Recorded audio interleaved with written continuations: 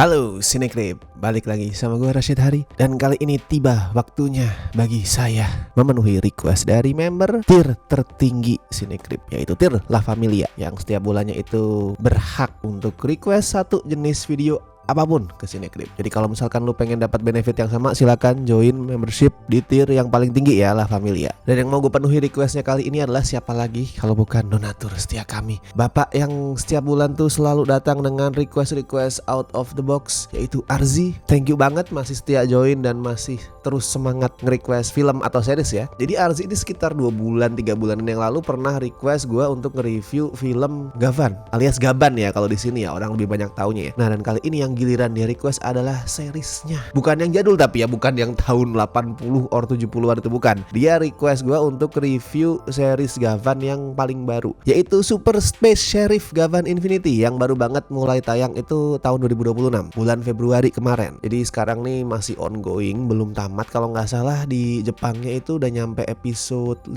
gitu. Tapi si Arzi ini baik guys, dia nggak meminta gue untuk nge-review sampai tamat nanti, enggak. Yang dia minta tuh cuman 3 episode pertamanya aja. Nah, sedikit info nih soal series Gavan yang baru dari yang gue baca sebelum nonton ya. Ini adalah series yang ngebangkitin franchise Metal Hero. Itu franchise udah mati suri sekitar hampir 30 tahun. Soalnya yang terakhir itu adalah Robotech tahun 98. Kayaknya nggak tayang di Indo deh itu series deh. Yang tayang di Indo kan Kabutek ya, atau di sini lebih terkenalnya tuh Kabutaku. Kalau Robotech tuh gue nggak inget sih, kayaknya nggak tayang. Tapi anyway, Robotech itu tayang tahun 98 dan itu adalah series Metal Hero yang terakhir. Habis itu kayak mati suri, sampai kemudian bangkit lagi di Space Sheriff Gavan Infinity ya, setelah berarti 28 tahun, absen 28 tahun, hampir 30 tahun itu tadi ya. Dan Gavan Infinity ini juga jadi bagian pertama ya dari franchise Project Red, yang sesuai namanya itu nanti bakal fokus ke jagoan dengan warna baju merah. BTW ini review adalah POV dari orang awam soal dunia tokusatsu ya. Tadi gue ngebagiin info-info ya karena emang biar sesama awam yang nonton video ini juga ngerti konteksnya ini series apaan sih, kenapa dibangkitin lagi. Tapi gue tuh nggak mendalami dunia tokusatsu, jadi mohon maaf fans tokusatsu kalau nanti di video ini ada omongan atau pemahaman gue yang kurang tepat, silakan dikoreksi di komentar. Karena sekali lagi ini adalah review dari POV orang awam. Anggaplah ini review dari penonton awam untuk ngasih rekomendasi ke sesama awam yang juga nggak ngerti tokusatsu Gavan itu dunianya kayak gimana. Pertokusatsuan gue udah stop dari zaman gue kecil, karena pada saat kecil gue banyak nonton tuh tanpa gue ngerti ya kalau itu tokusatsu, kalau itu Metal Hero. Misalkan nonton Kamen Rider, atau itu tadi ya bagian dari Metal Hero, Jiban, terus apa sih, Jamperson, Kabutaku, Beetleborg tuh juga aslinya tokusatsu Metal Hero Jepang ya, sebelum kemudian as always dicomot sama Amerika jadiin Beetleborg. Aslinya tuh judulnya Bihiro ya, correct me if I'm wrong. Terus gue juga dulu pada saat kecil selalu rutin rental VCD Zyuranger cuman buat nonton jagoan-jagoannya tuh joget sama robot mereka, dinosaurus itu. Pada saat kecil gue sering nonton, tapi kemudian pas udah gede gue stop. Ya simply bukan dunia gue aja kayaknya tokusatsu tuh. Jadi ini dari orang awam ya hitungannya ya.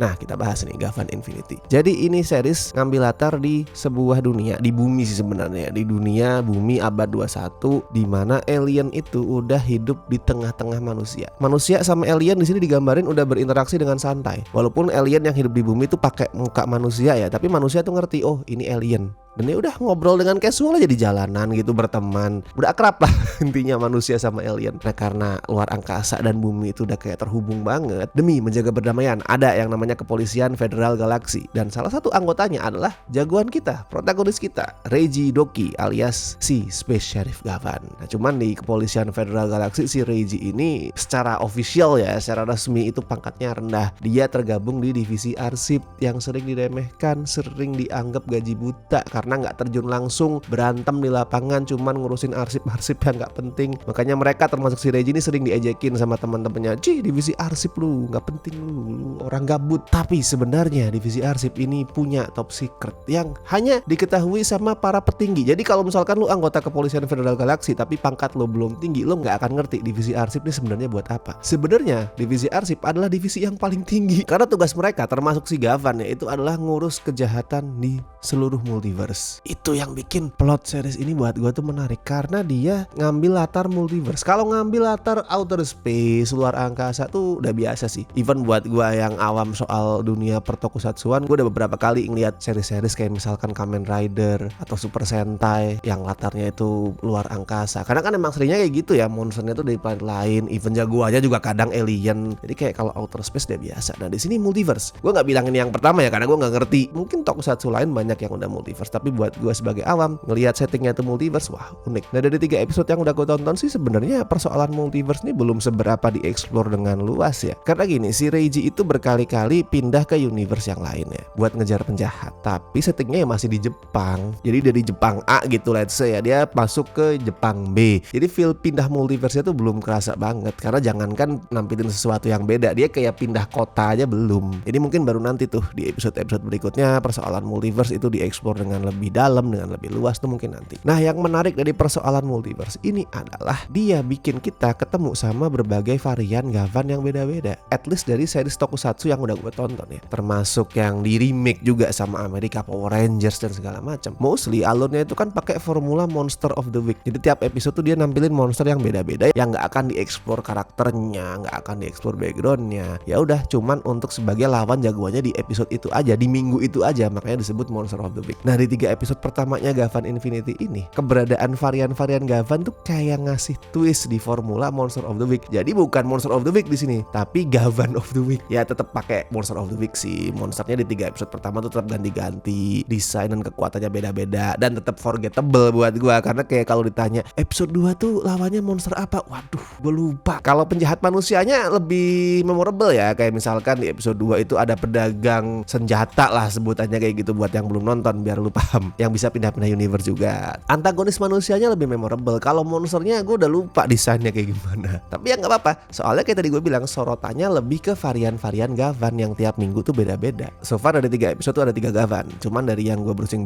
tuh kayaknya emang cuma 3 ya. Nggak tahu kalau nanti tiba-tiba di tengah tuh muncul Gavan-Gavan yang lain. Tapi dari yang udah gue tonton ada 3 Gavan. Selain Reiji si Gavan merah tadi, ada juga Setsuna si Gavan Bushido yang warnanya silver, sama Kiki alias Gavan Luminous, warnanya dia tuh kuning. Dan setiap mereka berubah tuh ya, itu masih dijelasin transformasinya. Kalau lu ingat Gavan yang dulu tuh kan ciri khasnya adalah dijelasin dengan kekuatan bla bla bla. Sharifan juga gitu ya kalau nggak salah ya, dijelasin kan perubahannya. Di sini juga sama tuh, masih dijelasin detail transformasinya. Mereka berubah dalam waktu 1 milisecond, pakai baju, pakai armor, terus ngomong Jojak, baru akhirnya berubah jadi Gavan. Itu masih dijelasin dan gue suka itu karena itu adalah hal yang iconic. Even buat gue yang nggak mengikuti tokusatsu dengan religiously, gue ngerti elemen-elemen itu dari series-series yang jadul dulu ya. Itu iconic, itu viral, dan itu masih dilanjutkan di sini. Nah kalau ngomongin battle nih, fun sih buat gue actionnya ya. Mungkin nggak yang terlalu spesial, epic atau unik, tapi fun sih. Soalnya jurus tiap Gavan kan beda-beda. Mereka bukan cuma beda di warna kostum, warna armornya aja, tapi setiap jurusnya juga beda-beda. Jadi Gavan itu pakai yang namanya teknologi Emorgears. Emorgears itu gue nyebutnya tuh kayak baterai alien lah, simpelnya gitu ya. Jadi bentuknya bener-bener kayak baterai center gitu,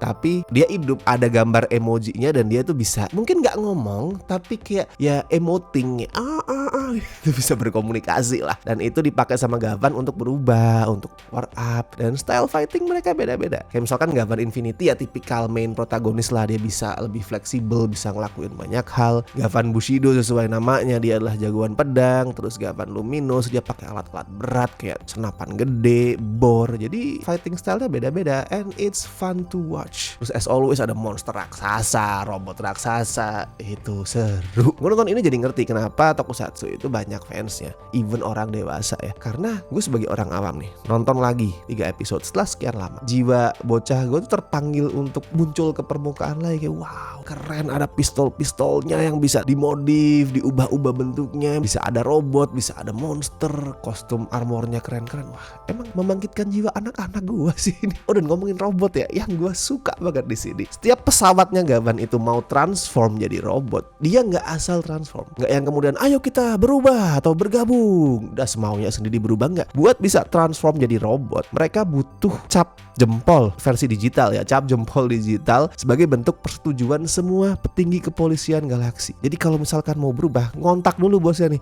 meminta persetujuan untuk berubah menjadi robot. Terus masing-masing petingginya tuh ngasih ACC, tit dikit. Nah kalau udah ACC semua baru mereka boleh berubah. Kenapa gue suka? Karena itu ngebuat para kepolisian Federal Galaxy ini nggak cuman sebatas background semata, mereka punya partisipasi pada saat lagi berantem. Walaupun partisipasinya cuma ngasih ACC ya, tapi kan namanya petinggi kayak gitu. Lu ada perang terus jenderal gitu kan, nggak jenderalnya turun langsung ke peperangan. Tugas dia adalah ngasih ACC, ngasih strategi. Ya udah kayak gitu aja cukup. Ya overall Gavan Infinity ini fun lah buat penonton awam. Lu nggak perlu tahu sejarah atau kultur tokusatsu buat bisa enjoy. Lu nggak perlu nonton seri-seri sebelumnya. Gua awalnya nonton ini emang cuman buat menuhin requestnya si Arzi ya. Kayak gue cuman ya udahlah santai aja gue nonton. Tapi tanpa sadar gue enjoy. Karena ini fast pace, colorful, dan ya namanya series kayak gini kan pendek ya durasinya. Per episode tuh cuman mungkin 20-23 menit. It's fun. Kalau misalkan lu awam soal Gavan, lu awal soal Metal Hero, awam soal tokusatsu, pengen nyobain ini,